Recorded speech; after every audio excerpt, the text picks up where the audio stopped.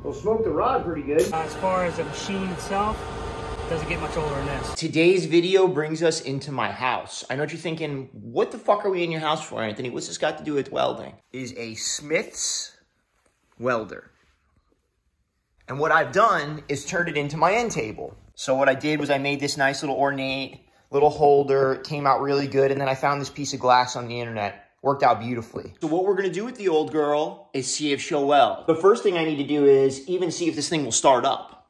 I never tried. I picked it up, I immediately clear coated it out, cleaned it, and made that bracket for it, and here it sits as my end table in my living room. All right guys, in my quest to make that old machine work, it brought me here to my favorite welding supply, Magni-Gas, and John has these in stock, surprisingly enough, because the machine's like 60, 70 years old I'm trying to weld with. So he's in the back right now looking to see if he can get me a second one, so that way we can hook this thing up and we can try to weld with it. You got a UP10 and an LC10 in your hand there. Yeah, but they're both UP10s. They're both UP10s? Sweet. Anybody ever tell you the man? Yeah. I know I tell you that every time I come in here. Hey, you want a cheap grinding wheel? Me? Cheap or free? Oh, you can't get any cheaper than that. Yeah? As a... Oh, I'll take it. Look at that freebie. Well, I'll tell you how I like it. Sample.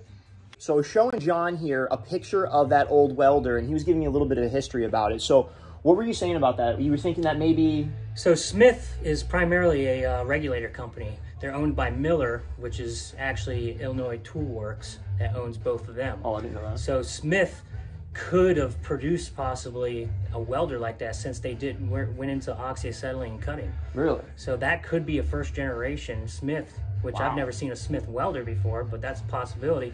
It looks kind of like the same welder I've seen at Miller in Appleton, Wisconsin when I went there for my training.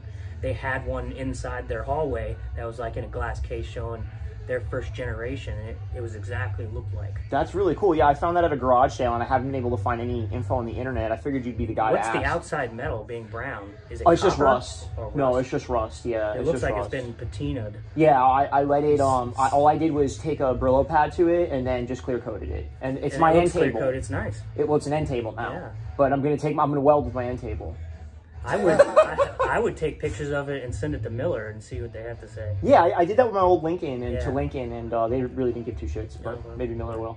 Subscribe! But hey, John, I appreciate that, man. Thanks for the connectors, and thanks for always doing a good job by me. If you guys, John don't want to be famous, but it's too bad. But if you guys need anything fixed, repaired, if you need any welding supplies, I'm telling you, this is the fucking spot. Okay, I've been to a million welding supplies, they all fucking blow.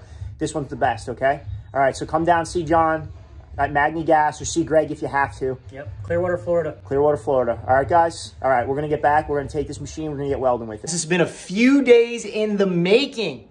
Finally, I'm ready to start welding with this motherfucker.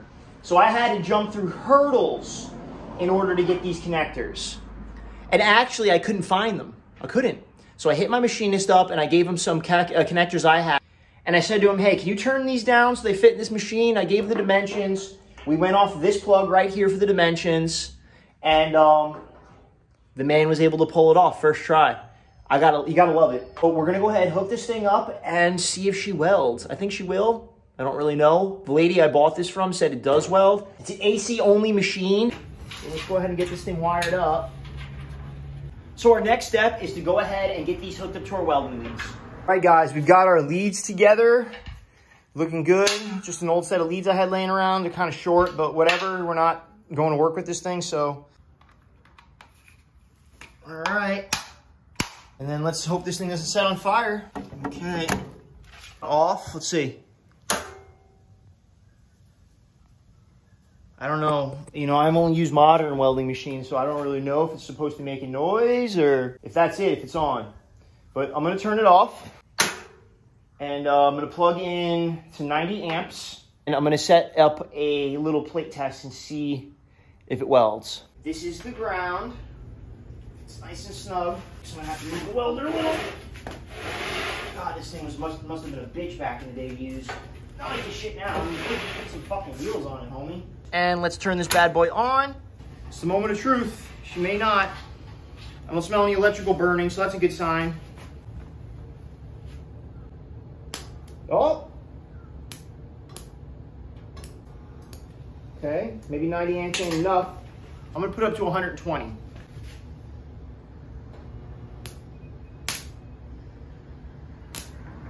It's not catching on fire, so I mean, that's a good fucking thing, right? We'll smoke the rod pretty good.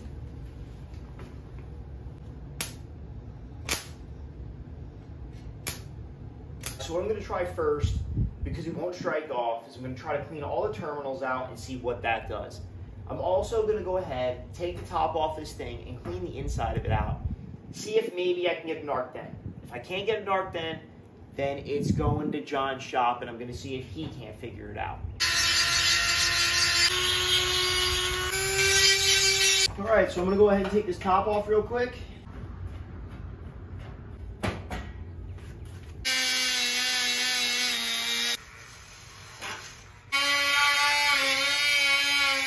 I can't figure out why the machine won't weld.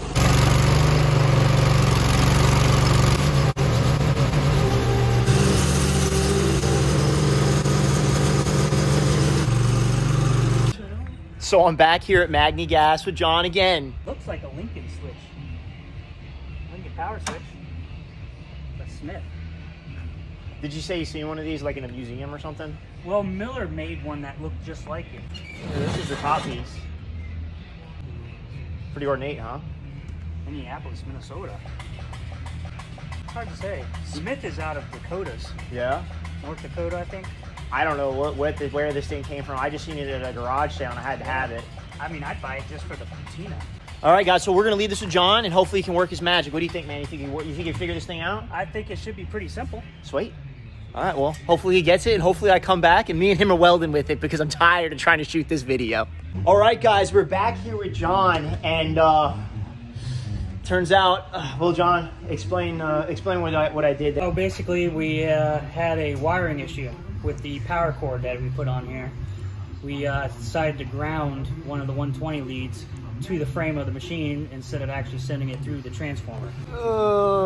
I didn't fuck my machine up, though. No, didn't mess the machine up. I'm surprised it didn't blow the breaker on the wall, but you're lucky that you didn't shock yourself. We'll smoke the rod pretty good. Well, stupid as stupid does, so I have John at least here to fix my stupid mistakes. Easy fix. Easy fix. So it welds pretty good? Weld's great. Sweet. All right, so we're gonna take this bad boy home and I'm gonna weld with it. All right. John, this is the oldest machine you ever welded with? By far, 1930s Smith. That would be the oldest. I worked on a 40s Hobart. That engine drive? Engine drive. I think it was pretty cool. Was. But as far as the machine itself, it doesn't get much older than this. The old Smith. Okay, guys, the day has finally come.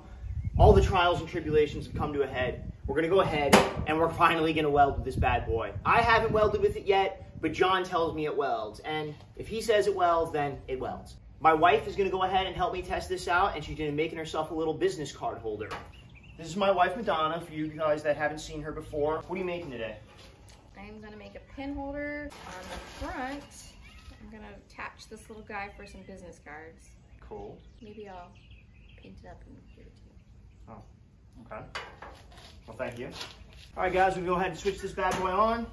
Today, we're running some Hobart 6013 that's been around for probably 3 years. This is a perfect project for it. That's why I don't throw this rod away, because you never know when you want to fuck around with some old AC machine or something. And 6013, I think, runs best on AC, honestly. It runs better for me on AC than DCEP or even DCEN.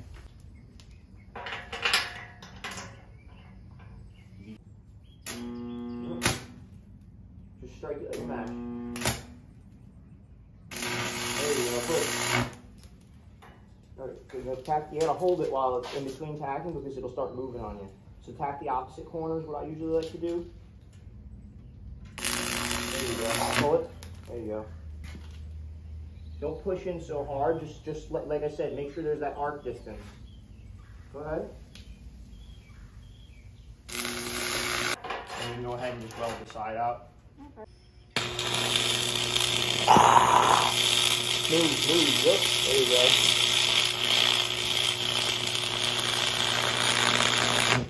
There you go. There you go, push. There you go, that's the distance. Go, slow down, slow down. Slow down, push. There you go. Now we're gonna go ahead and give it a try with a little 7018. These have been sitting around for a while, some old Excalibur. See how she runs 7018.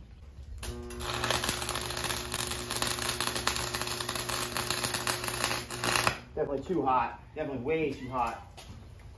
I'm gonna bump her down to 90.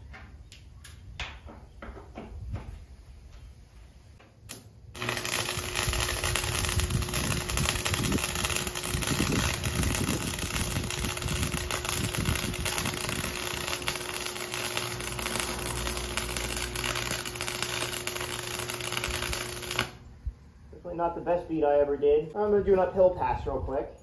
See how that goes. You talking is not helping me. I get it, it's a safety second sometimes, especially with AT.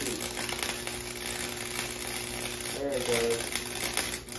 Got the perfect arc length.